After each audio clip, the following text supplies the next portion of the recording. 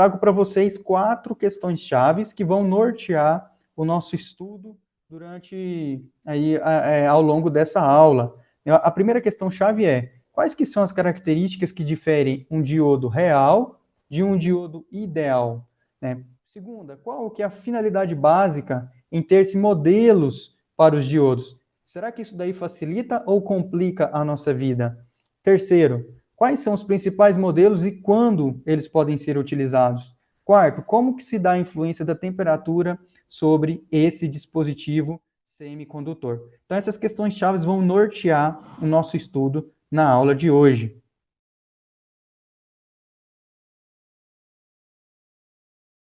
Então, iniciando aqui com o tópico 1, dentro da unidade 2, né, fazendo a diferenciação entre um diodo ideal e um diodo prático, né? Primeiro, vamos começar com o básico, que é a simbologia do diodo, né, e a junção PN. Antes de mais nada, pessoal, uma junção PN é um diodo. Então, por isso que a gente fez toda essa introdução à física dos semicondutores, para entender a junção PN. Né? Porque entendendo a junção PN, a gente está entendendo, na verdade, o funcionamento ali de um diodo. A simbologia do diodo, o diodo é um elemento de circuito, é um semicondutor. O símbolo dele é justamente esse daqui, ó, pessoal, em que a gente tem, né, os chamados anodo e o catodo. Né? Inclusive, eu já dei essa dica para vocês, mas só para reforçar aqui, para identificar onde fica o anodo e onde fica o catodo do meu diodo, basta ver aqui, ó, dar uma forçadinha na imaginação, você vai conseguir enxergar um K aqui, que é justamente o K do catodo. Na verdade, claro, lembrando que catodo é escrito com C, né, mas, né, só para ajudar vocês a lembrarem aí, com esse K, onde fica o catodo do meu diodo. Né? A tensão, como que funciona a tensão nesse dispositivo? Né? Então, eu vou apagar aqui o que eu acabei de fazer, para a gente desenhar ele bonitinho, para a gente desenhar a tensão. Vejam vocês que o símbolo do diodo ele é bem intuitivo. Ele mostra para você como se fosse uma seta indicando o sentido de condução do diodo. Né? O sentido de condução do diodo é justamente o sentido da flechinha. Esse aqui é o sentido da corrente no meu diodo, da minha ID. Claro, né, lá da teoria de circuitos, né, se o diodo ele não é uma fonte geradora, ele provavelmente é uma carga. Então, aqui a gente tem o que a gente chama de V contra I, não é? Então, quer dizer que a tensão sobre o diodo ela é positiva no sentido contrário ao sentido da corrente que está passando por ele no sentido direto. Ou seja, se a minha corrente está aqui para a direita, a minha tensão no meu dispositivo, que é o diodo aqui, né, a minha tensão VD, ela está sendo representada como positiva para a esquerda. Então, a corrente ela é positiva no sentido direto para a direita, e a tensão ela é positiva, né, no sentido do anodo para o catodo, né, conforme está mostrado aí na imagem para vocês. Então, eu posso falar que, Lucas, na verdade, aqui, ó, quer dizer que se eu colocar uma diferença de potencial positiva aqui no meu anodo e uma negativa no meu catodo, eu vou estar polarizando esse diodo diretamente? Sim. Né? E se você inverter essas polaridades, né, se você deixar o seu catodo mais positivo do que o seu anodo, certo? Você está polarizando o diodo reversamente. Se eu fosse passar isso daqui em termos de junção PN do meu dispositivo, então eu teria aqui a minha junção PN, exatamente como está mostrado aí na imagem para vocês, né? Eu teria, então, o anodo correspondendo ao material do tipo P e o meu catodo correspondendo ao material do tipo N. Né? Então, aqui, se eu fosse desenhar o diodo em forma da sua junção PN, seria exatamente essa representação que está mostrada aí para vocês. Os sentidos, pessoal, de corrente e de tensão, né, que a gente adotou aqui como positivos, é importante, né, para vocês gravarem isso daí, justamente porque esses sentidos vão nortear todos os nossos exercícios, por exemplo. Quando eu falo que eu estou aplicando uma tensão direta, né, vocês já imaginam que o meu anodo está mais positivo do que o meu catodo, no caso aqui. Né? E esse dispositivo está diretamente polarizado.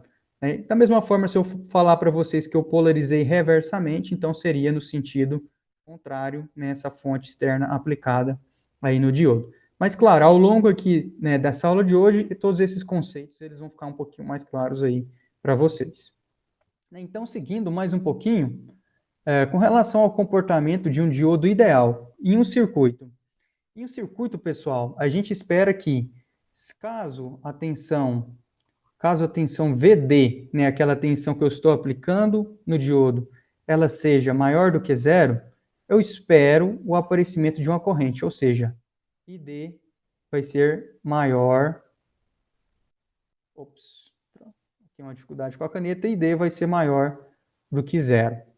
Caso VD, que é a minha tensão aplicada, ela seja menor ou igual a zero, então isso aqui vai implicar para mim que a minha corrente que passa pelo diodo, ela vai ser nula, né? Nessa primeira situação, é como se eu estivesse colocando, então, aqui no meu diodo, né, desenhando um circuito de polarização, uma fonte com valor V maior do que zero, exatamente desse modo aqui. Então, desse modo, a gente pode dizer que existe a passagem de uma corrente elétrica ID no meu dispositivo que é maior do que zero. Caso essa tensão ela seja zero ou ela inverta o seu sentido, por exemplo, se eu desenhasse esse circuito, esse mesmo circuito, só que agora com a polaridade invertida, então, desse modo aqui, a minha tensão V, ela no caso, se ela tiver um valor positivo, né? Se tiver um valor V positivo, vejam vocês que ela está no sentido contrário ao que eu desenhei na situação anterior. Né? Então, a minha corrente nesse diodo aqui agora, ela tenderia a ser nesse sentido que eu estou indicando com a flecha. Porém, é claro, o diodo está polarizado reversamente, e a gente já viu que quando o diodo está polarizado reversamente, ou a junção PN está polarizada reversamente, a corrente ela é praticamente nula, ela é praticamente zero. Então, na verdade, o meu I, que teria que haver nesse sentido, ele é praticamente 0 ampere, ao contrário da situação de cima. Né? Esse modelo aqui para a gente é como se fosse um modelo de chave fechada e chave aberta do diodo, que a gente vai tratar um pouquinho mais para frente. Né? Graficamente falando, a gente pode colocar esse comportamento em um gráfico que vai ficar como mostrado aqui, em que a gente tem aqui a minha corrente I no dispositivo e a minha tensão V aplicada. Caso a tensão V seja menor do que zero, ou seja, ela esteja no eixo aqui negativo, a corrente é zero. Então, seria exatamente essa curva que eu desenhei aqui em cima do eixo, né? Um V negativo, não importa o valor dele, o diodo é ideal, a minha corrente é nula, é zero. E para um V positivo, ou uma tensão diretamente aplicada ao meu dispositivo semicondutor ali, vai haver uma corrente, que é uma corrente maior que zero, e ela flui no sentido direto. Ou seja, dependendo do valor da tensão, eu vou ter uma corrente elétrica equivalente. Então, esse primeiro aqui seria para uma tensão aplicada menor ou igual a 0 volts, e essa segunda parte do meu gráfico seria por uma tensão aplicada maior do que 0 volts. Então, assim que eu tiver uma tensão maior do que zero, vai haver uma condução desse diodo. Bom, algumas características do diodo ideal, né?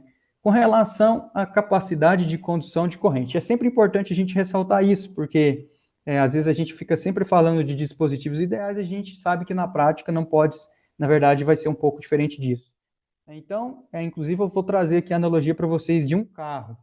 Quando eu falo que um carro seria ideal, esse carro poderia, por exemplo, ter uma aceleração infinita e de 0 a 100 km por hora né, num tempo ΔT muito curto, por exemplo, ele poderia alcançar uma velocidade infinita, esse carro, ele às vezes não precisaria de abastecimento de combustível, enfim, são idealidades, né, que fazem esse carro ser um carro ideal. O que faz do diodo ser um dispositivo ideal? É justamente uma capacidade de condução de corrente infinita, não interessa qual a corrente que esse dispositivo vai conduzir, a gente sabe que ele vai suportar, porque ele é ideal, né? Ele não tem tensão reversa aplicada, que nem vocês viram aqui, ó. Eu posso aplicar uma tensão reversa infinita, ou seja, esse VD aqui, ó, pode se aproximar de menos infinito, que não vai haver nenhum tipo de problema para o meu dispositivo, que na prática a gente sabe que não é bem assim.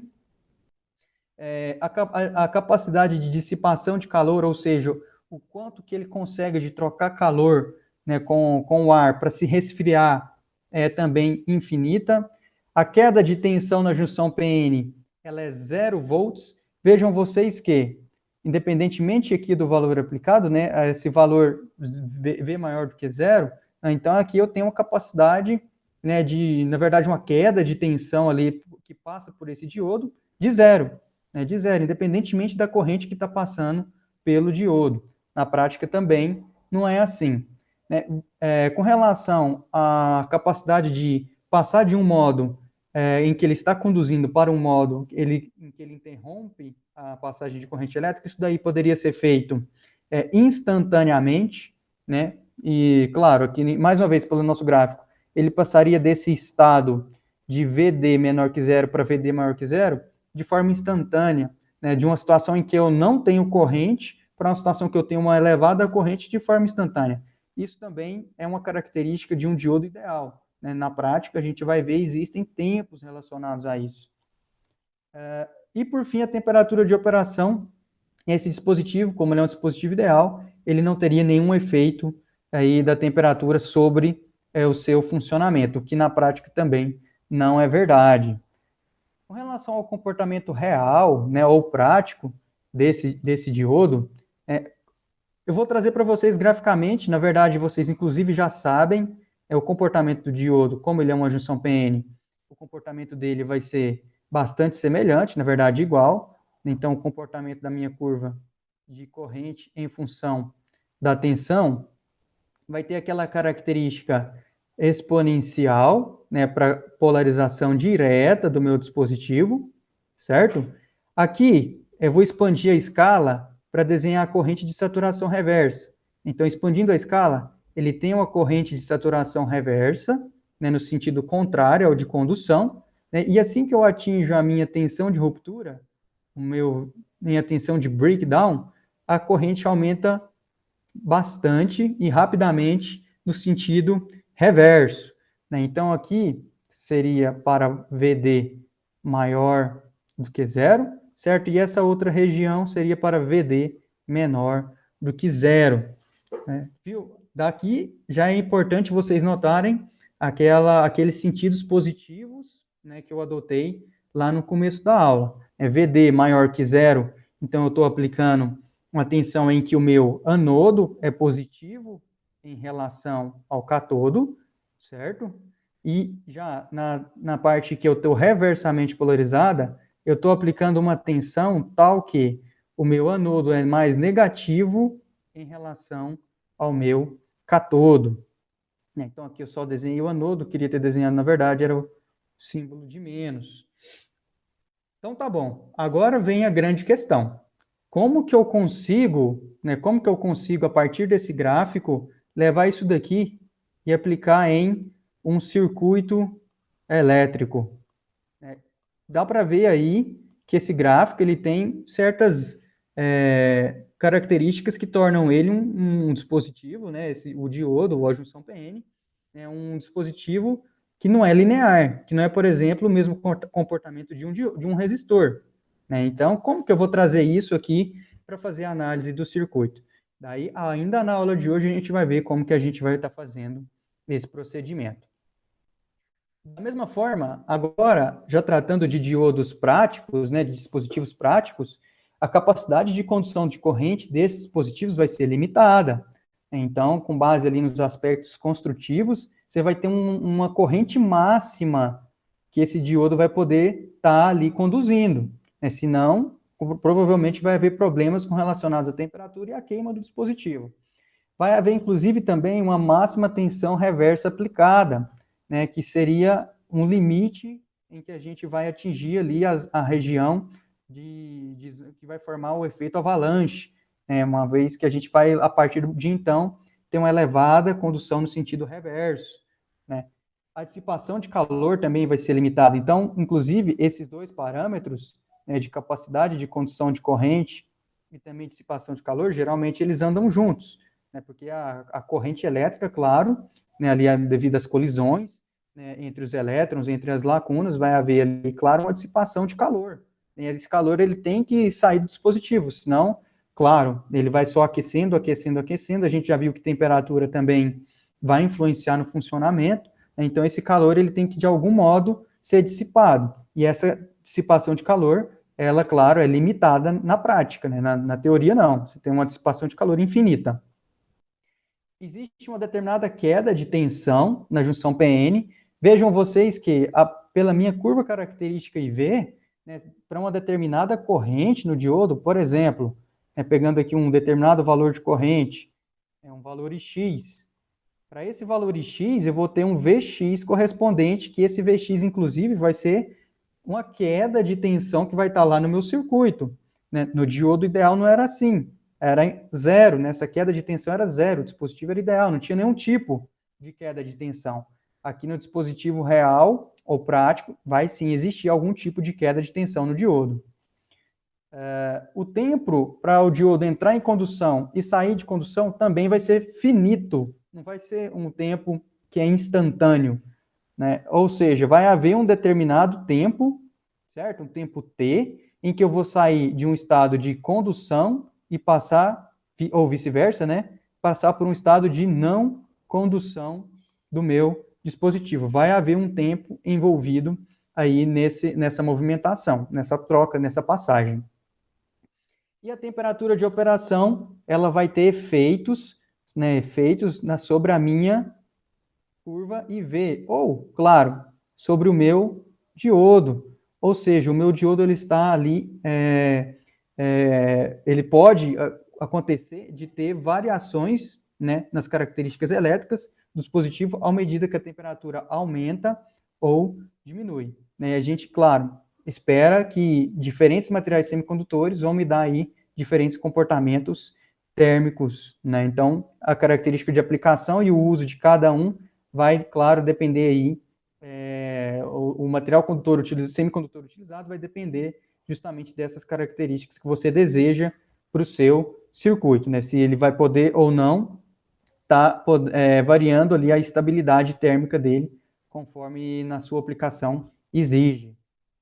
Bom, assim, dessa maneira, a gente responde a nossa primeira questão-chave, né, que quais características que diferem um diodo real de um diodo ideal, né, que são todas essas que eu acabei de comentar com vocês. Então, é bom a gente sempre ter em mente a diferença de um dispositivo ideal para um dispositivo prático.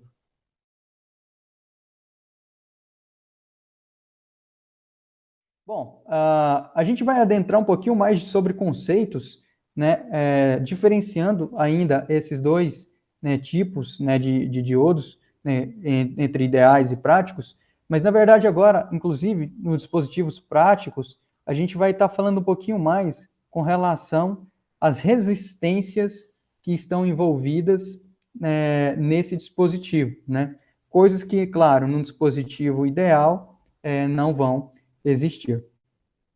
Bom, pessoal, então começando aqui o nosso diálogo acerca das resistências que estão envolvidas no diodo, né, a primeira coisa é a gente entender o porquê que a gente tem que passar por esse assunto antes de ir necessariamente para os modelos dos diodos, que é o nosso próximo passo, né, porque é a partir dessas resistências que a gente vai poder traçar um modelo lá para o nosso diodo, para o nosso dispositivo semicondutor, né. E a gente vai ver que existem dois tipos básicos de resistências envolvidas aqui. Uma resistência em CC, uma resistência para corrente contínua, e uma resistência CA, que está relacionada não necessariamente a sinais alternados no tempo. Cuidado que aqui tem uma pegadinha. Esse CA quer dizer variações, né, resistências devido a variações de tensão que estão sendo aplicadas no diodo. Mas daí a gente conversa disso daqui a pouquinho. Antes de mais nada, é importante a gente compreender o conceito, né, de ponto quiescente. Talvez vocês nunca tenham ouvido falar, né, de ponto quiescente, é um conceito novo, né, e aqui na eletrônica é um conceito, aí né, uma palavra, essa palavra quiescente, a gente vai estar utilizando ela com frequência. Né? Quiescente, se a gente olhar lá no dicionário, né, é um adjetivo, e ele quer dizer que é algo que está tranquilo, em repouso, que tem estabilidade, calma, né? Ou seja, ele é um sinônimo de quieto, de tranquilo, sossegado, né? Calmo, sereno. Deu para vocês verem que é algo que provavelmente não vai mudar. Essa, trazendo aqui para a nossa realidade de circuitos eletrônicos, é isso. É um ponto que ali ele tem uma certa estabilidade, que ele não está se alterando. Né? Então, esse é um ponto quiescente. Lucas, estou perdido nisso daqui. Então, para melhorar essa questão, né, para vocês verem o que é um ponto quiescente, por exemplo, se eu traçar um gráfico aqui que tem a curva do diodo, que a gente já está bastante acostumado com ela, inclusive, uma curva da corrente em função da tensão, estou traçando aqui apenas a parte da polarização direta do diodo.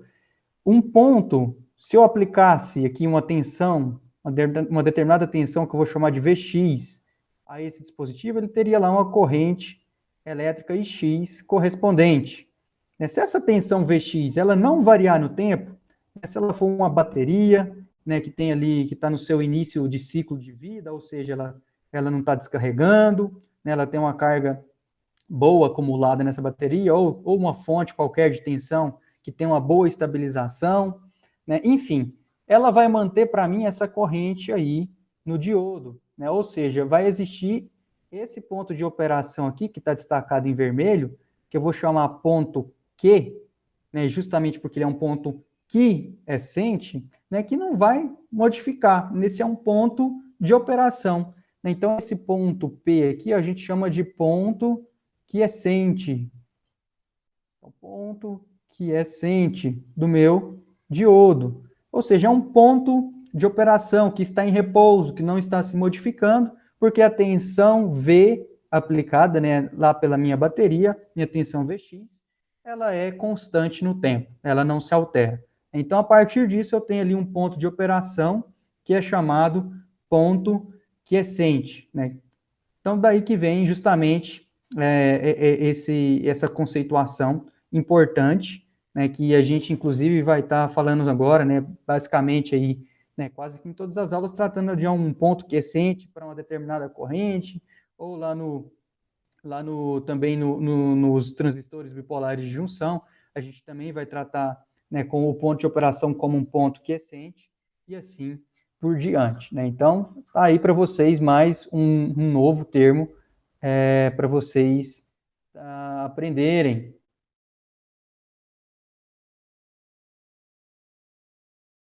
Com relação à resistência CC, né? CC, a gente, quando imagina né, a aplicação de uma corrente contínua, a gente pensa já em algo que é estático, né, que não se altera, né, no tempo. Né? Então, justamente, CC vem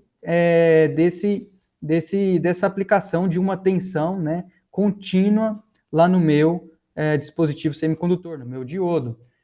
Aqui, por exemplo, né, eu tenho 3 pontos quiescentes destacados nesta figura. Né? Qualquer um deles poderia muito bem acontecer ali no meu diodo. Eu tenho um ponto quiescente Q1, né, que eu tenho uma determinada tensão reversamente aplicada no meu dispositivo, né, que, claro, me dá também uma corrente ID1.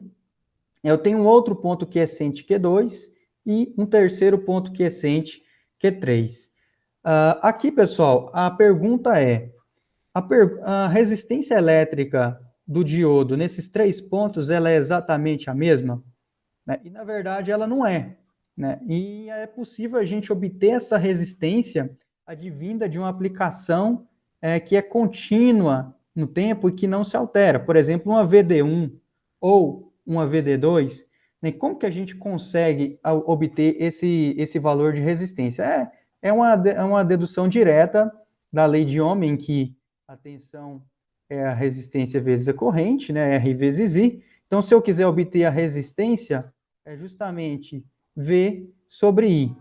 Como eu tenho aqui a aplicação de uma, por exemplo, no ponto quiescente Q1, eu tenho uma tensão VD1, né, que foi aplicada no meu diodo, e essa tensão VD1 ocasionou para mim o aparecimento de uma corrente chamada corrente ID1.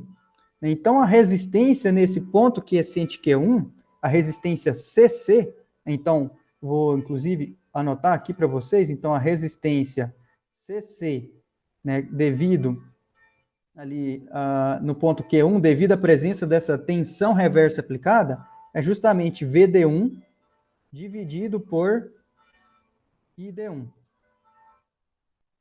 Então, essa é a minha resistência CC, né, que está ali relacionada ao ponto quiescente Q1. A nomenclatura, né, para sinais contínuos ou que não estão variando, né, ali no tempo, né, geralmente a gente utiliza, pessoal, né, para esse caso aqui, a nomenclatura de R maiúsculo, né, e D de diodo. O R maiúsculo para indicar que isso daqui está vindo de aplicação CC, né, e o D para falar que eu estou tratando de uma resistência do diodo semicondutor. Né? As outras resistências nos outros dois pontos quiescentes, claro, poderiam, adivinha aí, ser calculadas, né, exatamente por essa mesma equação bem simplesinha. Né? Então, cada ponto dessa curva, né, como eu vou estar aplicando uma tensão diferente, vai dar uma determinada resistência CC para o meu diodo, né? E que não é, né, a gente vai ver isso, que claro, não tem um comportamento linear. Por isso que o diodo não é um dispositivo igual um resistor, que teria um comportamento ômico ou linear, né?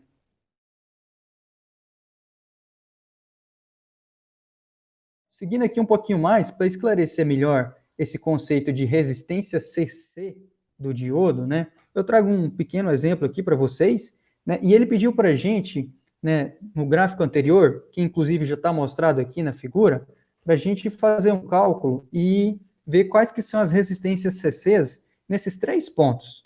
Né? Então, começando aqui o primeiro, né, ele pediu no ponto quiescente 2, né, no Q2, então, primeiro fazendo para o ponto quiescente Q2, né? A resistência, né, isso daí inclusive vem da lei de Ohm, não tem dificuldade alguma. Então, a resistência com R maiúsculo para indicar que é uma resistência advinda de uma aplicação de uma tensão que não está variando, né, o seu valor.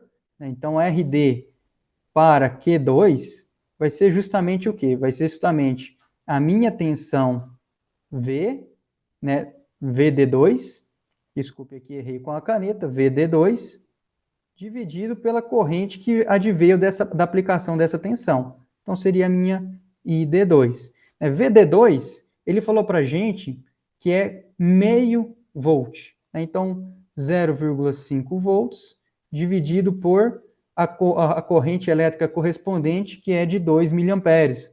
2 vezes 10 elevado a menos 3. Isso daqui, nas minhas contas, deu um valor de resistência de 250 ohms. Então, esse é o valor de resistência CC para o ponto quiescente Q2. Então, a gente aqui agora fazendo para o segundo ponto quiescente, que é o Q3, né, a gente pode achar que a resistência CC do diodo lá no ponto quiescente Q3 vai ser dada pela tensão que está sendo aplicada lá no ponto quiescente Q3, então é justamente VD3, dividido pela corrente ID3. VD3 é, para mim, 0,8 volts. ID3 é 20 miliamperes, então 20 vezes 10 elevado a menos 3. Isso daqui vai dar, segundo as minhas contas, 40 ohms. Né? Para a gente fazer o terceiro, eu vou inserir aqui um pouquinho mais de espaço, seria um pouquinho mais de espaço para a gente calcular a terceira condição. Então, para agora o ponto quiescente Q1 que ele pediu, não foi? Isso, olha lá, para o ponto quiescente Q1. E depois a gente vai interpretar esses resultados. Então, para o ponto quiescente Q1, a resistência CC, R maiúsculo, né, do diodo no ponto Q1, ela advém da aplicação de VD1. Então, VD1, e claro, teve uma corrente ID1 correspondente lá na curva. O valor de VD1 foi de menos 10 volts, o que prova que o diodo está reversamente polarizado. Então, a tensão é de menos 10 volts, e a corrente que adveio da aplicação dessa tensão é de menos 1 microampere.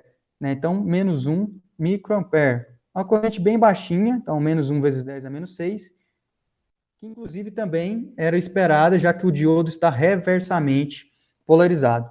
Então, com base nessa conta, a resistência encontrada é de 10 mega ohm. Olha aqui que interessante. Vejam vocês que a gente tem uma característica aqui, né? Inclusive eu vou trocar a cor da minha caneta para estar destacando isso para vocês. A gente tem uma característica aqui que fica evidente que, olha só, para o ponto Q2, que é no início da minha curva, característica, né, IV, a resistência ela é relativamente alta, tem um valor ali de 250 ohms.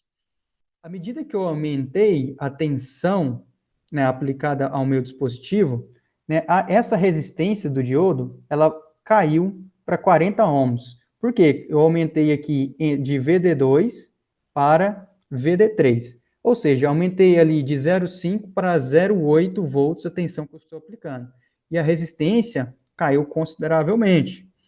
Agora, veja o valor da resistência do diodo no sentido reverso, quando eu aplico uma tensão reversa nele. Né? O valor de resistência é de 10 mega, que é uma resistência já bastante elevada, que vai impedir, né, a passagem da corrente elétrica para diversos valores de tensão aplicada. Né? Então, dá para vocês verem aqui que a gente tem uma característica que é não linear, né, que a gente já entendeu, inclusive, o porquê que isso acontece. E o fato dessas resistências terem esses comportamentos, tudo isso está ligado lá com os conceitos que a gente viu na aula sobre a introdução à física dos semicondutores. Né? Então, isso daqui tudo está relacionado com o quê? Com o aumento ou redução da minha zona de depleção. Né? E para entender isso daqui, né, essa característica de aumento ou diminuição de corrente, né, claro, a gente precisa ter os conceitos lá de física dos semicondutores em mente. Mas aqui já deu para vocês verem, então, a aplicação direta do porquê que a gente passou por aquela parte introdutória do nosso curso. Então, esse aqui é um exemplo bem rapidinho que dá para ter noção já desses valores de resistência CC no diodo.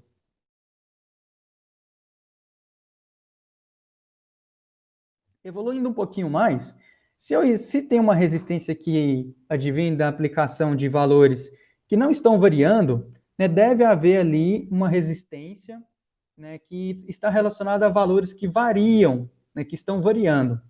Mais uma vez eu falo para vocês, pessoal, né, alternado no tempo, ou a definição de corrente alternada, ou corrente contínua, né, são valores corrente alternada, que, no caso, que se alternam entre positivos e negativos no tempo. Quando eu digo variação, eu estou dizendo algo que não se mantém constante. Isso é variação, não se manter constante. Não necessariamente eu estou alternando entre valores positivos e negativos no tempo. Então, aqui a gente está usando o CA para representar variação. E agora vai ficar bem claro isso para vocês. Quer ver? Vamos supor que eu vou ter um circuitinho bem basicão, né, que eu vou ter ali uma fonte CC em série com uma fonte CA de tensão. E eu ligo isso no meu diodo. Na prática, eu não poderia fazer isso, eu teria que limitar a corrente colocando um resistor, mas aqui é só para a gente entender e facilitar a nossa vida e o entendimento. Vejam vocês que a tensão que está sendo aplicada nesse diodo D ela é justamente o quê? A soma, ó, essa flecha VD como um todo, que é a soma de VDC, que é a tensão de corrente contínua, mais VCA, que é a tensão que produz a minha corrente alternada, ou a minha variação. Vamos supor aqui no meu gráfico, né, que VDC tem exatamente esse nível aqui. Ó. Vou desenhar com a cor vermelha. Então, VDC tenha esse nível de tensão aqui que eu estou desenhando. Já que é uma tensão contínua, ela não está se alternando ali no tempo. Tá, tudo bem. Agora, VCA eu vou desenhar ela aqui na cor azul. Né? VCA é uma tensão que, se eu fosse pegar ela sozinha, ela teria esse comportamento aqui, ó. É uma tensão que está alternando no tempo, uma tensão CA. Agora, como eu tenho aqui, né, a tensão aplicada no diodo, essa soma dessas duas tensões, VDC mais VCA, vou até escrever aqui para vocês, ó, essa tensão VD, ela é VDC mais VCA, né, então quer dizer que eu tenho aqui uma parte que é contínua no tempo, que é representada justamente por essa curva aqui, que é a minha VDC, e eu tenho a outra parte que é alternada no tempo, que é essa que eu desenhei aqui, que é a minha VCA. Quando eu somo as duas, né, eu vou ter exatamente um efeito que é esse em verde, que eu vou destacar em verde para vocês. Deixa eu mudar a cor da minha caneta, né, pegar uma espessura um pouquinho maior. Então, eu vou ter, quando eu somar essas duas equações, a curva em verde. Eu vou ter um nível CC, que é dado pela tensão VDC, e eu vou ter ainda as variações que vêm da minha fonte de corrente CA. Então, quer dizer que, ó, à medida que a minha fonte de corrente CA está subindo, eu vou começar aqui no zero, que vai ser a minha VDC, vou subir à medida que VCA está subindo, né? E vou descer à medida que VCA está caindo. Né? E assim eu vou ter um comportamento próximo desse. É claro que não está igualzinho a de baixo, né? Não estou ali levando em consideração a passagem por zero aqui deles, né? Mas peço aí a compreensão de vocês, né? Porque né, geralmente não é tão simples de estar desenhando. Mas vejam vocês que a tensão VD é justamente essa que eu estou aqui indicando para vocês em verde. Né? Que ela é uma composição, ou seja, uma soma. Se vocês usarem o princípio da superposição, isso fica muito claro. Né? É uma composição de um valor contínuo no tempo, que veio de VDC, mais de um valor alternado no tempo, que veio de VCA. Então, o que interessa para a gente aqui é a tensão VD, que é a tensão que eu estou aplicando no meu diodo. Né? Então, olha só para vocês verem. Na curva característica, isso vai ter exatamente esse resultado. Ó. Eu vou indicar, inclusive, nas mesmas cores. Ó, a tensão que eu apliquei contínua, que eu coloquei na cor vermelha, ela está aqui. Ó. Então, essa aqui é a minha tensão que eu apliquei, que é contínua no tempo, né, e que vai, claro, me dar uma determinada ali, vai dar seria um determinado ponto quiescente, certo? Né? Só que a gente ainda tem, né, a tensão VCA sendo aplicada ali no diodo. Né? Então, o fato o que vai acontecer é que a tensão VD ela vai ficar variando entre ali valores que são maiores do que VDC, né, e valores que são menores que VDC. Então, vou até desenhar em verde na curva. Então, quando a tensão for maior do que VDC, essa parte que eu acabei de chorar para vocês, a tensão aplicada, ela vai ser um pouquinho maior. Então, está aqui o ponto de operação equivalente. Estou exagerando as escalas para ficar fácil a visualização de vocês. Então, isso daqui seria o pico positivo, né, da tensão VD. E, claro, durante a parte em que eu vou ter valores menores lá do que VDC, já que agora a minha fonte CA está na parte negativa dela, né, e está diminuindo essa tensão como um todo, então eu vou ter um deslocamento para o gráfico para valores menores de VDC. E isso, claro, vai dar um determinado ponto de operação. Então, o que dá para vocês verem aqui? Que característica que a gente tem? Dá para vocês verem aqui que a gente tem um ΔV, que é justamente o valor, né, entre o pico positivo e o pico negativo, essa onda, né? Ó, deixa eu desenhar até mais embaixo um pouco. Esse aqui é justamente o meu ΔV, que eu estou aplicando lá no diodo. E, claro, a partir desse ΔV aplicado, a gente tem um ΔI correspondente. Então, isso daqui vai gerar um ΔI correspondente. Pessoal, aqui eu só exagerei a escala, né? Ficou um pouquinho maior ali, para vocês visualizarem menor. Mas, na verdade, essa variação ΔV para esse caso aqui, ela é uma variação pequena. É uma variação pequena. Por exemplo, próxima ali a 10 milivolts. Isso daqui seria uma variação convencional, né, que está possível de acontecer na maioria dos circuitos práticos, né? E então, essa determinada variação de tensão vai me dar uma variação de corrente. Da lei de Ohm, né, R é igual a V sobre I. Se eu tenho uma variação de tensão, eu tenho uma variação de corrente, então quer dizer que tem uma determinada resistência elétrica envolvida nisso daí. E é justamente esse o conceito da resistência CA. Então, como lá na resistência CC a gente tinha o R maiúsculo indicando essa resistência CC, a resistência CA, para diferenciar, ela é um R minúsculo, né? O minúsculo vem de pequenas variações, é por isso de minúsculo. Então, a resistência CA, ela é justamente um R minúsculo para indicar que é uma pequena variação, né? Então, a resistência CA do diodo, ela é a variação de tensão que você está aplicando ali no diodo, dividido pela variação de corrente. Então, esse daí é o conceito de resistência CA. Né? A chave para entender é entender que é a onda VD que eu estou aplicando no meu dispositivo semicondutor. Né? Se você entender isso daqui, aí trazendo para o gráfico aqui, fica bem mais fácil de você enxergar que esse ΔV, nessa variação, essa pequena variação de tensão, ela está correspondendo a uma variação de corrente, né? Então, ΔV por ΔI vai me dar a minha resistência CA, que é diferente da resistência CC.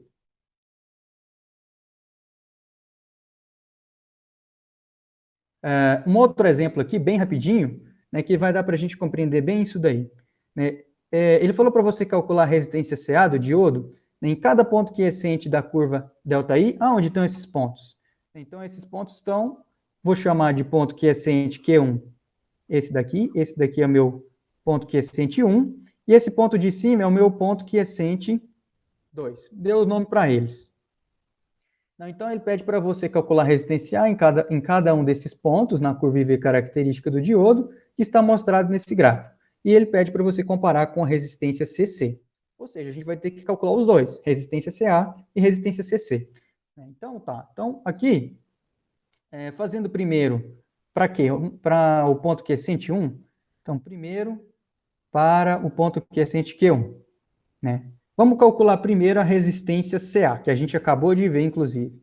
Então, a resistência CA, que é um R minúsculo, do ponto quiescente Q1, é justamente a variação da tensão no ponto 1, lá no ponto quiescente Q1, dividido pela variação de corrente naquele mesmo ponto. Basta a gente fazer uma leitura do gráfico para encontrar esses valores. Bem tranquilo. Ó, olha aqui para você ver, ele já deu para você a reta que indica a variação da tensão aqui, ó. Essa aqui é a reta que indica a variação da tensão. O limite superior dessa reta, ele tem valor de 0,76 volts. Então, como é uma variação, eu vou pegar o máximo menos o mínimo. Então, o máximo é 0,76 volts. O mínimo, a gente tem que encontrar ainda. Vejam vocês que está aqui indicado, inclusive, 0,65 é o ponto mínimo em que ele, inclusive, cruzou com o eixo de VD. Então, o mínimo é de 0,65 volts. Então, tá lá, 0,65. A variação de corrente, né, o máximo valor de corrente obtido foi de 4 miliamperes, e o mínimo, como está aqui em cima do eixo, é 0. Então, a variação de corrente é 4 menos 0. Então, 4 vezes 10 a menos 3, menos 0. Isso daqui, segundo as minhas contas, se elas estiverem corretas, deu para a gente 27,5 ohms. né? E a resistência CC? Eu vou até mudar a cor para verde. Então, a resistência CC é o R maiúsculo, certo? No ponto Q1 é igual a justamente o quê? Agora eu estou pensando em termos de ponto quiescente, né? Que ele deu para você aqui o ponto, ó. Eu escrevi por cima, mas estava marcado antes o ponto quiescente. Nesse ponto quiescente, ele vem da aplicação de 0,7 volts no diodo, que corresponde a 2 miliamperes. Então, a resistência CC é exatamente 0,7 volts. Na verdade, eu vou até escrever aqui para vocês, ó, que é V1, V no ponto quiescente 1, dividido por I1. Então, V1 é 0,7 volts, dividido por I1, que é 2 miliamperes. Então, 2 vezes 10 a menos 3. Uma vez que eu cheguei nisso daqui, claro, fica fácil a conta. Nas minhas contas aqui deu 350 ohms. Então, esse é o valor da resistência CC. Olha só para vocês verem, já dá para responder, inclusive, a segunda parte da pergunta, só de olhar para esse resultado aqui. A resistência CC, né, a resistência CC, ela é muito maior do que a minha resistência CA. Então, quer dizer que uma fonte de tensão CC enxerga ali no diodo, né, uma resistência bem maior do que uma fonte de resistência CA enxergaria. Mas calma, vamos continuar aqui porque ainda tem para outro ponto, né? Então, descendo aqui para a gente escrever um pouquinho mais, inclusive vou ter que adicionar o espaço, então adicionando um pouquinho mais de espaço para a gente trabalhar. No ponto 2, então desenhando aqui, pegar a minha caneta na espessura adequada. Então, segundo para Q2. Agora eu já vou andar um pouquinho mais depressa, que vocês já estão um pouco mais acostumados aí com o cálculo das resistências, né? Então, a resistência CA, né, a resistência CA é o R minúsculo, no ponto Q2, ela vai ser ΔV2 por ΔI1, né? Se vocês olharem aqui o gráfico, né, a variação de V é o quê? É justamente o ponto de maior tensão aqui, ó, o ponto de maior tensão corresponde a 0,8 volts. Então, é 0,8 menos o ponto de menor tensão no ponto Q2 corresponde a 0,76 volts. Então, 0,76 dividido pela variação de corrente, que é 30 menos 20. Isso, claro, em miliamperes. Então, 30 menos 20, como está em miliampere, então todo mundo está multiplicado por 10 a menos 3. Nas minhas contas, a resistência CA deu 4 ohms para esse ponto, né? E a resistência CC é justamente o quê? É justamente a tensão que foi aplicada para esse ponto quiescente aqui, que corresponde a 0,76 volts, dividido pela corrente correspondente, que é de 25 miliamperes. Então, aqui, a resistência CC, no ponto Q2, então foi de 0,78 volts, né, num ponto quiescente, porque 0,78, ó, se eu descer aqui, ó, tá bem pertinho, e às vezes fica difícil de enxergar, mas é 0,78 volts. Então, 0,78 dividido pela corrente correspondente, né, que é 25 miliamperes, 25 vezes 10 a menos 3. Nas minhas contas, isso vai dar 31,2 ohms. Então, mais uma vez, a gente tem aquele mesmo padrão de comportamento em que dá para vocês verem aqui claramente que a resistência CC é bem maior que a resistência CA, e ao mesmo tempo, né, comprovando o que a gente inclusive fez no exercício anterior, dá para vocês notarem que a resistência, à medida que eu estou aumentando aqui, né, a minha tensão aplicada, a minha resistência CC também está caindo, né, já que eu tinha antes uma resistência CC de 350 ohms no ponto Q1, né, com a tensão aplicada ali no ponto Q1, deixa eu encontrar, de 0,7 volts, enquanto a tensão agora aumentando para 0,78 volts, a minha resistência CC caiu para 31 ohms. Então, isso daqui foi só um exemplo básico, só para vocês entenderem aí a aplicação nessas curvas IV, né, para obtenção aí das minhas resistências que estão envolvidas aí no diodo. Isso, claro, já é uma característica de um diodo prático, não é uma característica mais de diodo ideal. O diodo ideal teria, teoricamente, uma resistência nula.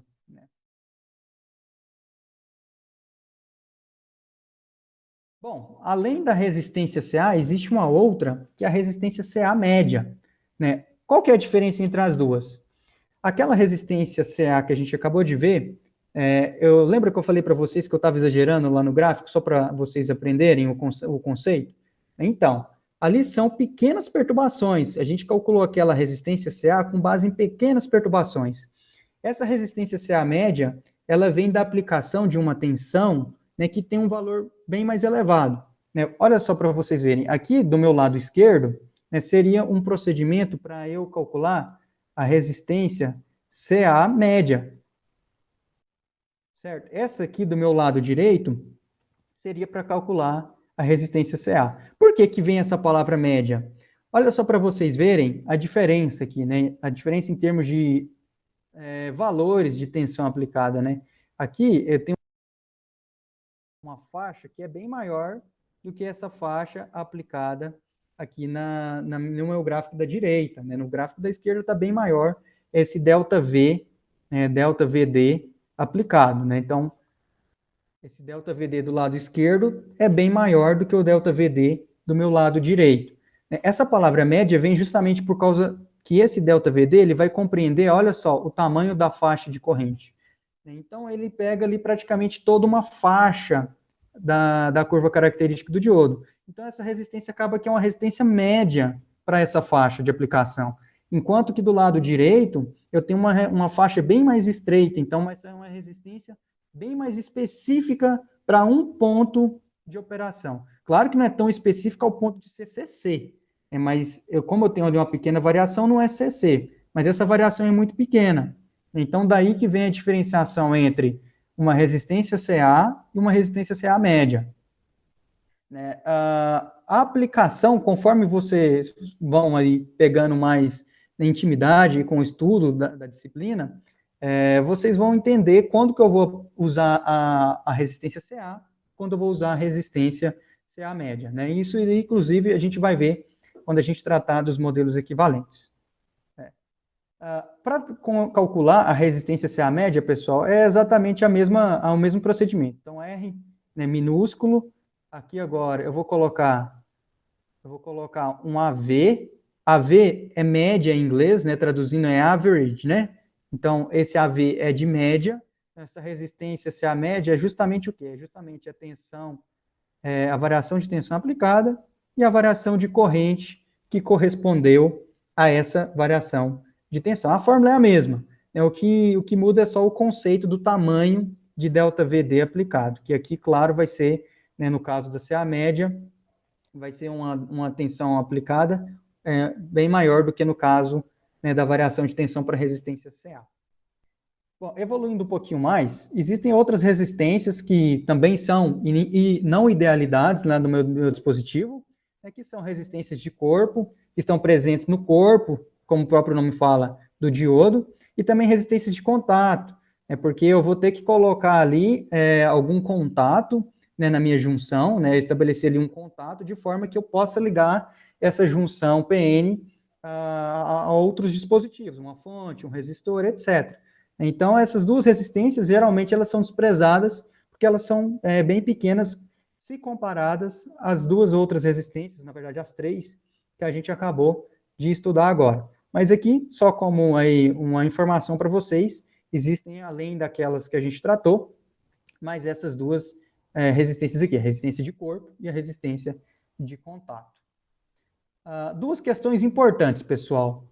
É sempre importante a gente ter a aplicação prática em mente. Né? Por que eu estou estudando isso? Para que isso vai, né, em que isso vai resolver para mim na hora que eu for analisar um circuito que tenha diodo?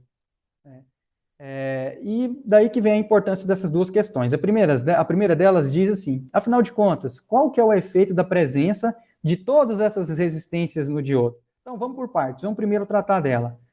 Graficamente, pessoal, né, conforme a gente já, inclusive, analisou, se eu tivesse um diodo com comportamento que é ideal, vocês viram que eu teria uma curva semelhante a essa aqui em vermelho que eu vou traçar, né? Desculpa, eu esqueci de colocar os eixos, eu vou já colocar para vocês. Então, aqui eu tenho aqui a minha corrente em função da tensão.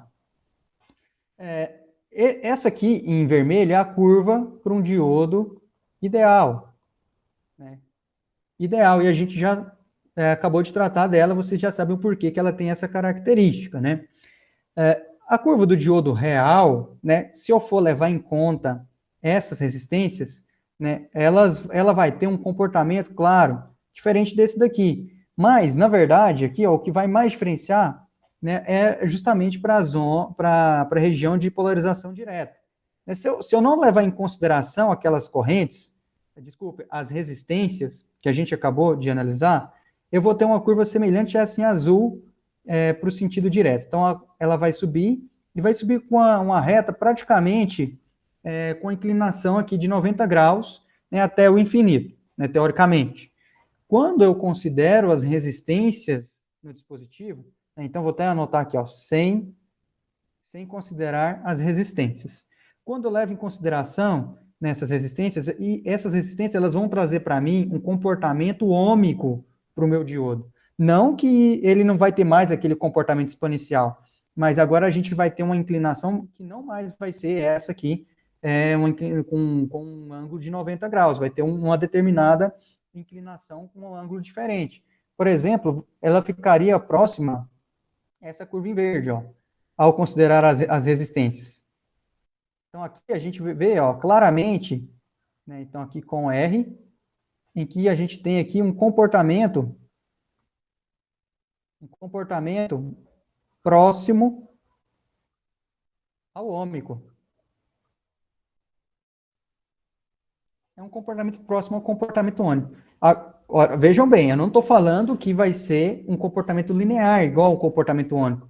Vejam vocês que eu ainda tenho aqui, ó, principalmente no início, né? Principalmente no início, uma característica que é não linear, uma característica que é exponencial aí para essa corrente em função da tensão aplicada, certo? Com relação às perdas, claro, se existem resistências ali, né, resistência elétrica, efeito Joule, são perdas, né, que geralmente, claro, ninguém queria que existisse, mas no mundo prático elas existem, a gente tem que lidar com elas. E se existe resistência, existe efeito Joule, existe dissipação de calor, né, então a gente tem que tratar aqui dos efeitos térmicos que podem advir da ação de uma elevada corrente, por exemplo. Então, viu que uma coisa vai puxando a outra, né? Então, a não idealidade aqui já puxou o fato, né, de haverem, né, perdas devido à presença de resistências no meu dispositivo. E a segunda questão foi como que eu trago esses efeitos para um circuito analisado, nesses efeitos ômicos, esses efeitos, às vezes, ideais até, como é que eu vou trazer essa curva para um circuito meu que eu for analisar a partir de agora, que tenha um diodo inserido nele. É exatamente essa a função dos meus modelos equivalentes, né? Trazer essa característica para um circuito que tenha fonte, que tenha resistor, que tenha capacitor, né? Isso daí é o objetivo do modelo, né? Inserir essa curva característica, essa característica de funcionamento do diodo dentro de um circuito em que ele está inserido. Isso daí a gente vai ver agora na próxima sessão.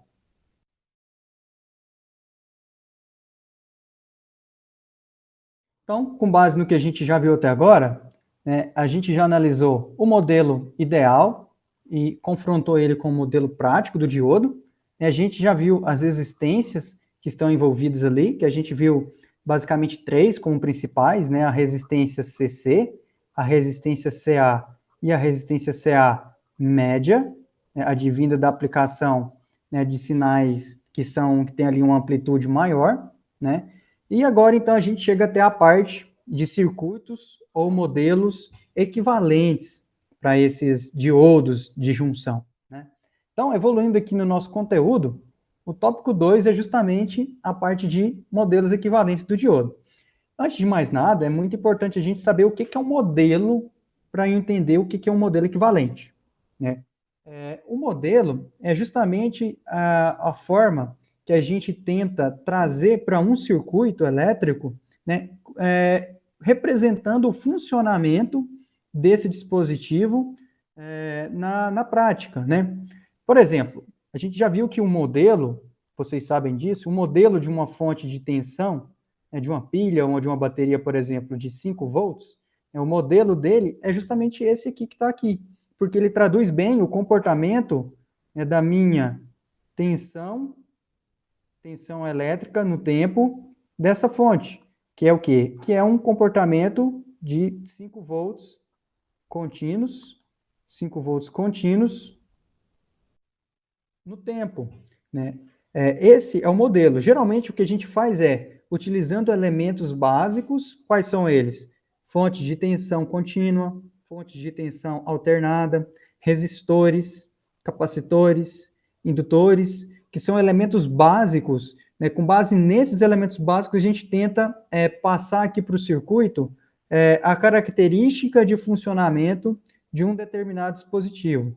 Então, resumindo a história, um modelo equivalente para o diodo, ele vai usar, então, de resistores e de fontes de tensão, principalmente, para você estar representando aquele comportamento dele prático aqui dentro do seu circuito, para que você consiga fazer uma análise circuital de um circuito que tenha o diodo lá inserido nele, né? Então, o modelo é justamente isso. Então, para resumir, né, o modelo advém da aplicação de fontes de tensão,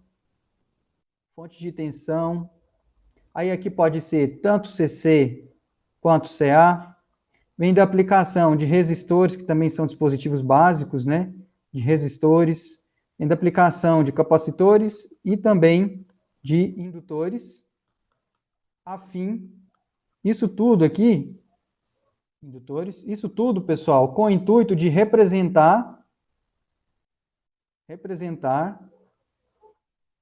funcionamento do meu dispositivo. O funcionamento do dispositivo. Então, essa é a necessidade aí, né? Essa, na verdade, é a conceituação do que é um circuito ou um modelo equivalente. Representar um determinado dispositivo por elementos básicos, bastante conhecidos e que eu domino, né? Para, a partir disso, poder trazer essas características de funcionamento para dentro do meu circuito e eu conseguir analisar. Então, feita essa abordagem inicial aí do que é um modelo equivalente, a gente já pode partir para a motivação, né, do porquê que eu tenho que ter esses modelos equivalentes no meu diodo. E com esse exemplo aqui vai ficar claro isso daí para vocês. Então, o que ele pediu para você foi aqui para calcular a corrente IX, né, que advém da aplicação de uma fonte de tensão nesse circuito. Vejam vocês que é um circuito bem tranquilo, bem simples, é um circuito que eu tenho uma tensão, né, uma bateria, por exemplo, sendo aplicada a um resistor que está em série com um diodo. Vejam vocês que, aparentemente, esse diodo está no sentido de condução direta. Como que eu sei disso? Primeiro, eu sei que a tensão elétrica está aplicando, né, como V a favor de I numa tensão elétrica, né, numa fonte de tensão. Então, eu sei que essa fonte de tensão está tentando impor uma corrente no circuito nesse sentido, com V a favor de I. E esse sentido, se vocês seguirem, e vão passar aqui pelo diodo, né, vai ver essa corrente passando pelo diodo, é justamente no sentido de condução do diodo. Então, provavelmente está aqui havendo uma polarização direta. Tem um outro jeito de saber também, que é ver que o cátodo do diodo, né, que é essa parte que tem aqui o risco dele, né, representando aqui o meu negativo, né, o meu cátodo, né, ele está diretamente ligado lá ao meu polo negativo da bateria. Como não tem mais nenhuma fonte de tensão aqui, né, eu posso supor que, claro, a tensão no meu anodo está mais positiva que no meu cátodo. Então, esse daí é justamente o conceito de polarização direta. Então, esse diodo deve estar, sim, polarizado diretamente. E ele pede para você, então, calcular essa corrente que está passando por esse dispositivo. Vamos ver que não vai ser tão simples assim. Para resolver qualquer circuito, é muito natural a gente começar pela aplicação das leis de Kirchhoff, né? Aqui a gente pode fazer, então, a lei de Kirchhoff das tensões. Então, a primeira coisa, vou trocar aqui a minha caneta para caneta azul. Então, primeiro eu vou aplicar a lei de Kirchhoff das tensões. para ver qual que vai ser o resultado aqui para o meu circuito, né? Então, é bem simples, não tem segredo aqui, vou começar partindo aqui da tensão da bateria. Então, eu tenho a elevação de VB, certo? Eu tenho a perca advinda do resistor R1, e eu tenho também a perca advinda da tensão que está lá no diodo, que é o VD1. Isso daqui, claro, tem que ser igual a zero, confirmando lá a lei de Kirchhoff das tensões. A tensão da bateria pode ser dado, né? A tensão R1 eu consigo analisar e, na verdade, abrir essa tensão VR1 e obter ela no formato, né, de R1 vezes a minha corrente I1, que como esse circuito é um circuito sério, é a própria corrente X, então eu já vou dar o nome de X para essa corrente, né? Agora é que vem a questão. Eu preciso, para resolver esse circuito em função de X, eu preciso de escrever VD1 em função de X. É possível isso? Né? E não é tão difícil assim. Porque pela equação do diodo, que eu deixei aqui para vocês, né, dá para vocês verem que eu consigo isolar aqui a tensão VD, vou trocar de cor, né, essa tensão VD aqui é justamente a tensão VD1. Né, e a corrente ID é a corrente, claro, esse circuito como um circuito sério, é a corrente X. Então, basta fazer ali algumas manipulações matemáticas bem simples para a gente chegar e isolar VD em função de X. Aqui a gente pode, na região de polarização direta, desprezar o termo -1, porque ele vai ser praticamente irrelevante, já que o termo exponencial é muito maior, né? Então, eu estou aproximando a equação, né, na parte de cima pela equação da de baixo para facilitar aqui as minhas contas. Mas o fato é que, se eu aplicar o logaritmo natural, né, um ln, dos dois lados da minha equação, né, eu vou conseguir obter a corrente, na verdade, a tensão VD em função de X. Vejam vocês, né, eu vou aplicar aqui com vocês bem rapidinho. Então, vou fazer...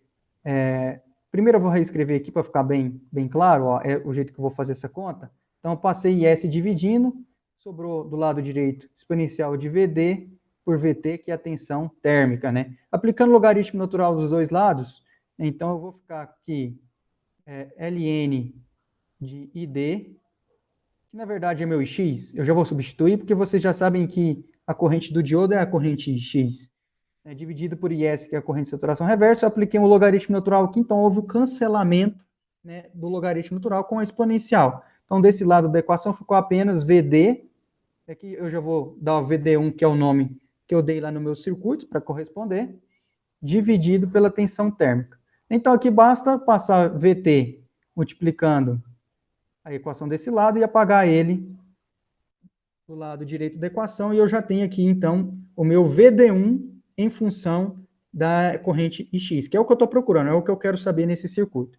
Então, aqui, continuando a resolução, VD1 eu vou substituir por VT ln de Ix por Is. E isso tem que ser igual a zero. Agora eu falo para vocês, analiticamente, é possível resolver essa equação?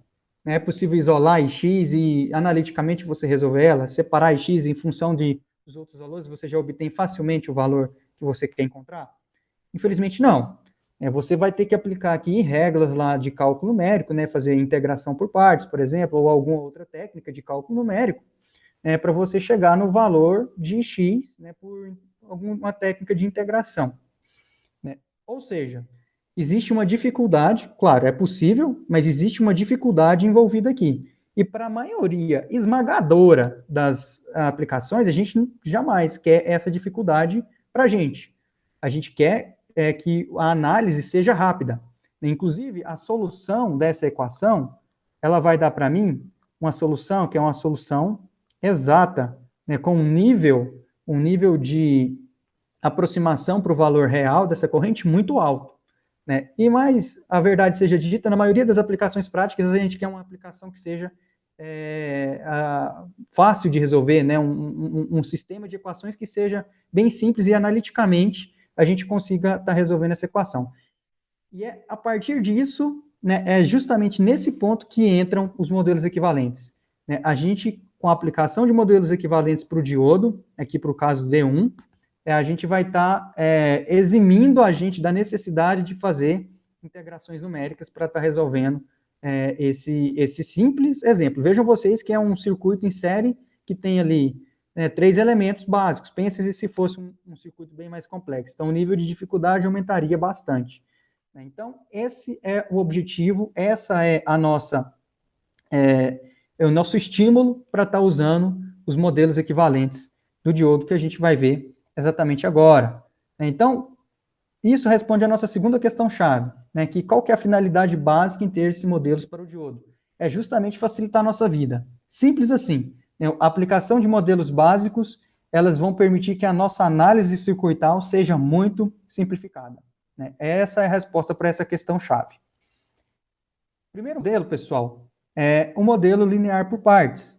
Né? Eu trouxe aqui para vocês uma série de características, né, que a gente vai preenchendo aqui juntos. A primeira coisa é o circuito equivalente desse modelo. Né? O circuito equivalente dele, eu vou substituir o diodo. Então, eu vou até mudar aqui a minha cor. Eu vou desenhar o diodo aqui em azul. Esse é o nosso diodo. Né? O diodo que eu quero substituir ele por um determinado modelo lá no meu circuito. No modelo linear por partes, eu vou usar a substituição pelo seguinte, o seguinte conjunto de elementos. Então, eu vou começar aqui, ó, com uma fonte de tensão que vai representar para mim uma queda de tensão nesse dispositivo. Então, lembra que a corrente elétrica, geralmente, ela é maior, ela passa a ser maior por um determinado valor de tensão aplicada? Por exemplo, 0,7 volts lá no silício, 0,3 no germânio. Então, esse aqui é o valor da tensão que a gente chama de tensão de joelho, porque a curva característica ali na região parece um joelho. Então, essa aqui é uma fonte que vai ter um valor VK, que vai ser dada para você, ou você vai encontrar isso no datasheet do dispositivo, né, e vai depender, basicamente, do material semicondutor utilizado. VK para diodos de silício estão na faixa de aproximadamente 0,7 volts. Para representar as perdas que estão envolvidas e também as resistências, né, esse modelo ele vai ter também ainda uma resistência que é a resistência CA média, a resistência AV, que a gente calculou, né, alguns momentos aí atrás. E esse daqui é o meu modelo do circuito equivalente, só que eu vou colocar agora um diodo ideal. Né? Esse diodo aqui de cima, em azulzinho, é como se fosse um diodo prático. Esse diodo de baixo é um diodo ideal, que a gente sabe que ele conduz corrente elétrica, né, para tensões VD maior do que zero, né, e bloqueia toda a corrente elétrica, isso idealmente falando, né, para tensões VD menor do que zero. Então, esse daqui é o meu modelo linear por partes. Então, eu vou fazer a substituição do meu diodo no circuito por esse modelo aqui e vou resolver. Por que eu substituo pelo diodo ideal? Porque o diodo ideal, pessoal, ele pode ser aproximado por uma chave aberta, quando ele está reversamente polarizado, ou seja, vou até escrever isso daqui para vocês, ó. Então, quando está reversamente polarizado, o diodo é uma chave aberta. Ó, isso aqui é uma chave, certo? Ela está aberta. A corrente elétrica que passa por essa chave aberta é zero. Quando esse diodo está diretamente polarizado, ele então ele é representado por uma chave fechada. Se tem uma chave fechada e essa chave é ideal, então passa ali a corrente, né, que o seu dispositivo está conduzindo, né, o que o seu circuito está impondo ali no seu diodo. Então, esse daqui é o modelo reversamente polarizado. Então, é a chave aberta e a parte de baixo é a chave fechada. Esse é o comportamento de um diodo ideal. Por isso que a gente tem ele aqui presente no nosso circuito equivalente do modelo linear por partes. Graficamente, ficaria exatamente assim, pessoal. Ó. Ficaria, vou desenhar essa curva em vermelho. Para tensões menores que 0 volts, o diodo real, o diodo ideal, ele vai bloquear totalmente a corrente. Então, para tensões negativas, o diodo bloqueia completamente a corrente. Vejam vocês que, como eu tenho uma fonte VK aqui que está contrária, né, a essa corrente aplicada, né, somente a partir do momento em que a tensão for maior do que VK, somente a partir do momento em que a tensão for maior do que VK, o meu dispositivo vai começar a conduzir. Então, quando ele começar a conduzir, aqui a gente tinha até então, nessa parte vermelha, uma chave aberta para o diodo ideal. Então, a corrente é zero. E a partir do momento que a tensão aplicada VD nesse diodo ela é maior do que VK, então a gente vai ter um modelo de chave fechada, certo? E esse modelo de chave fechada vai dar para a gente qual o circuito equivalente? Como se fosse somente uma tensão em série com a resistência. E isso aqui é justamente o quê? Um circuito com representação que dá para representar por uma reta, um modelo ômico. Então, após ali o período que a tensão aplicada for maior do que VK, a gente vai ter o comportamento ômico do diodo, certo? Então, aqui em azul, seria quando a gente está com a chave fechada, né, o modelo ideal do diodo, e essa parte em vermelho, quando a gente está com a chave aberta para o modelo ideal do diodo. E dessa maneira, sim, vai facilitar muito a nossa análise. Por exemplo, naquele circuito que a gente acabou de ver, se fosse para mim desenhar ele, né, utilizando esse modelo do diodo, eu poderia fazer a seguinte representação. Desenharia a fonte, essa é a fonte da bateria, VB, certo? Desenharia o resistor R1, e agora eu teria que desenhar o diodo em série com o meu resistor R1. Então, como que eu represento ele? Vou até colocar aqui em outra cor para vocês, ó, descendo. Colocar na cor preta, por exemplo. Vejam só vocês, que o anodo, ó, que está aqui, ele vai ter uma fonte de tensão VK. Né? E o catodo, que está do outro lado, vai ter lá a parte do diodo ideal. Então, representando isso daqui no nosso circuito equivalente, eu teria algo assim, ó. A fonte de tensão, o resistor RAV, né? Essa aqui é a fonte de tensão VK, o resistor RAV e o meu diodo ideal, que é uma chave fechada, né, para valores de tensão lá maior do que zero, e uma chave aberta para valores de tensão menor do que zero. E isso daqui eu ligaria, então, retornaria a minha tensão VB. Né? A análise desse circuito aqui ficaria muito mais facilitada, porque como eu já sei que esse diodo está conduzindo aqui nesse caso, com essa tensão VB, né, se essa tensão VB for maior do que VK, aqui esse diodo vai estar conduzindo, então eu posso fazer o quê? Eu posso simplesmente substituir o diodo por uma chave fechada, que na verdade aqui, ó, é uma tensão, né, uma ligação de um ponto com o outro. E a análise desse circuito aqui agora virou, né, ficou fácil para vocês, ele seria como a análise de um circuito lá de circuitos elétricos 1, é um dos primeiros circuitos talvez que a gente vê, né, que daria para você rodar a malha e calcular tranquilamente aqui agora a corrente X. Bastaria para isso saber o valor de VK, que por exemplo para o silício seria de 0,7 volts, e o valor de RAV que você poderia, por exemplo, calcular pela curva característica. Então, aqui já ficou clara a aplicação desse modelo em um circuito. A condição para obter uma resposta adequada com esse modelo, pessoal, é que a resistência RAV, ela seja próxima à resistência R1.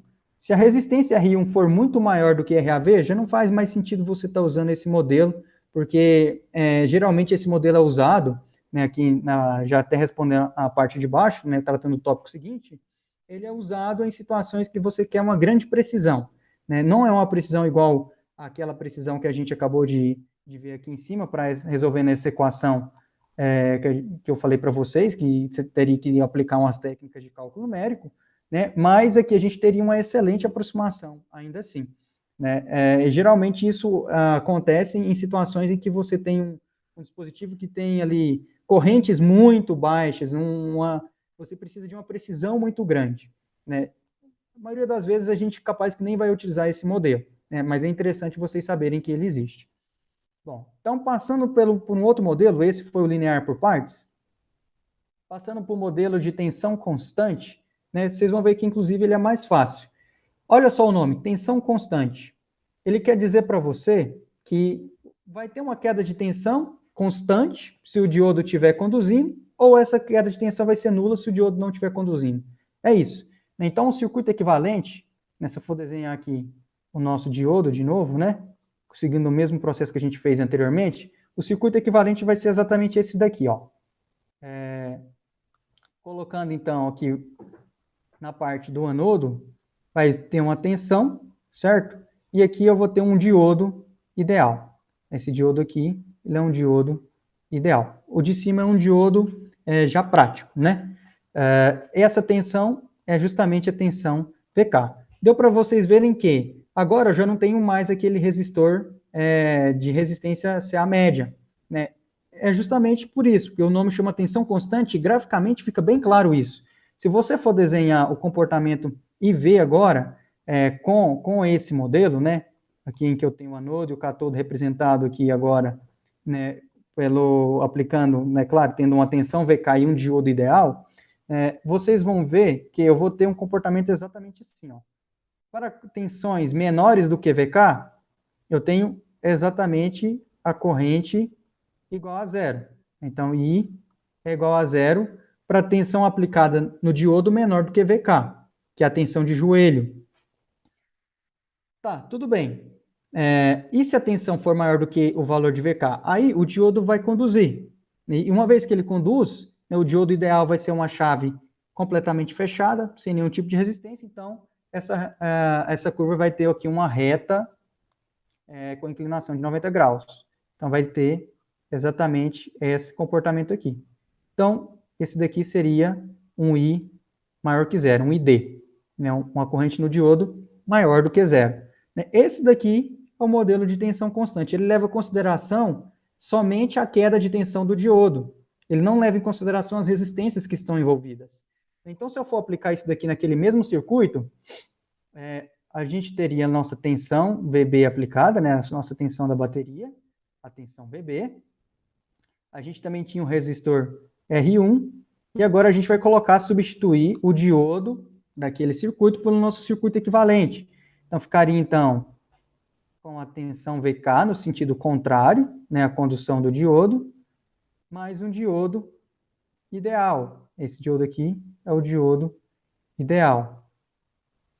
Então, isso aqui é o meu circuito agora, já substituindo o diodo pelo seu circuito equivalente. Mais uma vez, vejam vocês que se acaso a tensão VB for maior que a tensão VK, até esqueci de escrever o nome dos elementos, R1 e VK, caso a tensão VB seja maior do que VK, o diodo ideal, claro, ele vai entrar em condução e ele vai ser uma chave fechada. Nesse modelo, a gente poderia, então, vir aqui, ó, e substituir o diodo ideal por uma chave fechada, né? De forma que esse circuito agora pode ser, né, mais uma vez, analisado usando as técnicas lá de circuitos elétricos 1, né, e daria tranquilamente para mim encontrar a minha corrente X. Um exemplo, e se eu inverter a polaridade da bateria VB? A VB agora não tem mais esse sentido aqui. Agora a VB tem esse sentido aqui, ó. É o contrário, né? Então, lembram vocês que aqui eu tinha um diodo, né? Eu vou até substituir aqui pelo diodo que estava aqui antes. Então, a gente tinha o diodo. Vejam vocês que VB agora está tentando imprimir no meu circuito uma corrente que está no sentido contrário ao de condução do diodo. Se você percorrer aqui, ó, se você percorrer essa corrente X, fica claro isso. Então, essa corrente X agora ela está no sentido contrário. Quer dizer que, como o meu diodo é um diodo ideal, eu posso substituir agora, já que ele está reversamente polarizado, por uma chave aberta. Então, se o diodo está com uma chave aberta, você apaga essa corrente, porque ela não vai existir. Se ele está com a chave aberta, eu posso representar ele dessa forma aqui, ó. Isso é uma chave aberta. Vejam vocês que o meu circuito agora ele está aberto. Se o meu circuito está aberto, a corrente X ela vale zero.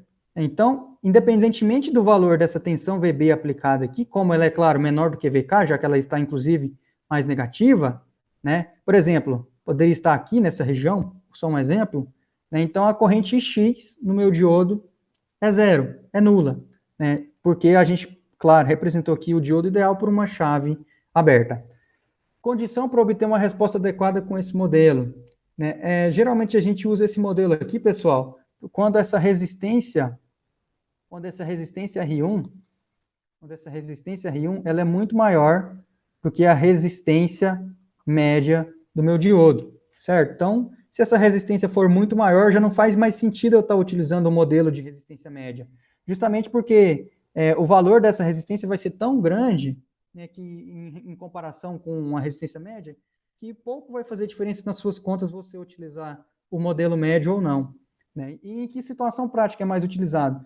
A maioria das vezes é esse modelo que você vai utilizar, que são situações em que você quer uma análise mais rápida do seu circuito, mas mesmo assim, não desprezando a queda de tensão que existe no seu diodo. Essa vai ser a situação que você vai usar mais esse modelo aí. Bom, passando para o nosso último modelo, que é o modelo ideal, e inclusive vocês já sabem como que ele funciona então. Então, o circuito equivalente para esse modelo, né, se você for, aqui deixa eu escrever, o diodo, né? Você for fazer o seu diodo, o circuito equivalente para ele é o quê? Se a tensão aplicada VD for maior do que zero, então você tem um modelo que é um modelo de chave fechada. Caso VD seja menor do que zero, então o modelo fica o modelo, desculpe aqui, o modelo fica o modelo de chave aberta. Então, aqui uma chave fechada e aqui uma chave aberta. Assim você tem, então, os seus três modelos do diodo, né? Entendendo os outros três, esse daqui, é claro, vocês já viram lá o diodo ideal, então o diodo ideal fica bem mais tranquilo de estar entendendo. E o aspecto gráfico, vocês inclusive já conhecem, à medida que V, a tensão aplicada é negativa, eu tenho uma corrente I, que é igual a zero, porque eu tenho aqui justamente o modelo de chave aberta, certo? E para o caso da tensão aplicada ser maior do que zero, eu tenho a corrente subindo aí indefinidamente, já que esse diodo é ideal, né? Então, eu tenho aqui agora o modelo de chave fechada. Então, eu representei aqui mal, deixa eu desenhar de novo. Então, aqui, ó, a minha chave está fechada. Então, esse é o modelo ideal de diodo. E se fosse para aplicar naquele circuito que a gente já viu, agora a gente já está bem acostumado com ele, né? Então, a tensão VB, a minha resistência R1 e o meu diodo, ele, claro, ele tem a mesma simbologia, então ele vai ficar exatamente como ele estava antes, né? Lá no meu circuito. Não mudou praticamente nada aqui. A análise fica, então, agora sim, caso essa tensão VB seja maior do que zero, e ela aqui está aplicando no sentido direto, né, do diodo, e é maior do que zero, então eu posso substituir ele por uma chave fechada. Olha só como que ficou fácil analisar esse circuito agora. Né? Aplicação simples da lei de Ohm, você já consegue encontrar a corrente que atravessa aqui em X. E, mais uma vez, se eu inverter a polaridade de VB, né, colocando a polaridade no sentido contrário ao que estava, né? Então, a polaridade assim, dessa maneira, né? Agora o meu diodo vai estar reversamente polarizado. E uma vez que ele esteja reversamente polarizado, ele se comporta como uma chave aberta, e a minha corrente IX, claro, como o circuito está aberto, é 0 ampere. Condição para obter uma resposta adequada aqui esse modelo. A gente tem aqui, né, viram, qual foi a diferença desse para o anterior? A gente eliminou a tensão VK, ou seja, eu não estou preocupado com a tensão do joelho, de joelho do diodo. Se, então, VB for muito maior do que VK, então a aproximação para esse modelo aqui já está suficiente para atender o seu caso aí. Ou seja, você tem tensões aplicadas tão maiores do que a tensão de joelho, que essa tensão de joelho não faz diferença nas suas contas. A situação mais utilizada, por exemplo, esse aqui é o caso da eletrônica de potência, em que a gente está ali aplicando, geralmente, tensões na ordem de 500, 1.000, 2.000 volts. Então, esse valor de 0,7 ou 1 volt, que seja, né, em diodos de potência, por exemplo, ele é muito irrelevante perto aí a sua tensão total que você está aplicando no circuito. Então, geralmente, a gente utiliza esse modelo aqui, por exemplo, em eletrônica de potência. Em eletrônica analógica, o modelo de tensão constante, geralmente é o modelo mais utilizado. Então, conhecendo esses três modelos, né, a gente tem aqui uma tabela resumo, né, e inclusive trazendo a situação em que cada um desses modelos, né, as condições para você estar aplicando aí no seu circuito. Bom, Assim a gente responde a terceira questão-chave, né, que é a identificação de quais os principais modelos para o diodo. A gente viu que são 3. Então, o modelo linear por partes, em que a gente tem a fonte de tensão, a resistência média e o diodo ideal. Então, a fonte de tensão representando a queda de tensão no diodo, a resistência média representando a resistência ali que está envolvida no dispositivo, e um diodo ideal que traz o modelo de chave aberta e chave fechada. Também tem o modelo de tensão constante, ou modelo simplificado, tensão constante, em que a gente tem ali apenas a fonte de tensão e um diodo ideal. E a gente tem também o modelo ideal, que é representado apenas por um diodo, em que a gente tem, né, o modelo de chave aberta e chave fechada. Esses são os 3 modelos básicos aí que existem nos diodos. Bom, uma questão importante que surge na prática, pessoal, é com base na curva IV do diodo, né, a gente calculou essa resistência, por exemplo, a resistência AV, que a gente utilizaria aqui. Tudo bem, mas na maioria das aplicações, essa curva vai estar disponível? Não. Na maioria das aplicações, você não vai ter a curva do diodo. Como que você vai fazer para estar analisando o circuito? Então, o que você vai tentar é tentar usar os dados básicos que você tem. Por exemplo, se você estiver utilizando aqui, ó, por exemplo, o diodo é o de silício, você já sabe que a tensão VK vai estar ali aproximadamente em 0,7 volts. Né? Se você não tiver a curva do dispositivo, não tem como você calcular a resistência média. Então, você vai ter que fazer fatalmente uma aproximação.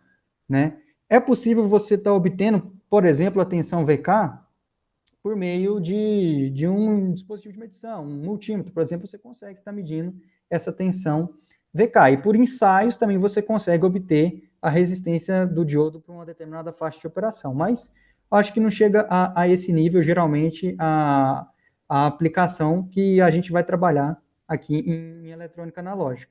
Então, por isso que, na maioria das vezes, o modelo de tensão constante vai atender a gente perfeitamente bem, que eu vou estar substituindo o meu diodo, né, por um elemento que tem uma fonte VK em série com um diodo ideal, para mim estar representando e analisando os meus circuitos, né? Isso, claro, representa uma aproximação, mas é que é uma aproximação totalmente válida, né, e que facilita muito a nossa vida. A gente não vai estar precisando fazer cálculos com integração numérica para estar descobrindo valores de corrente, valores de tensão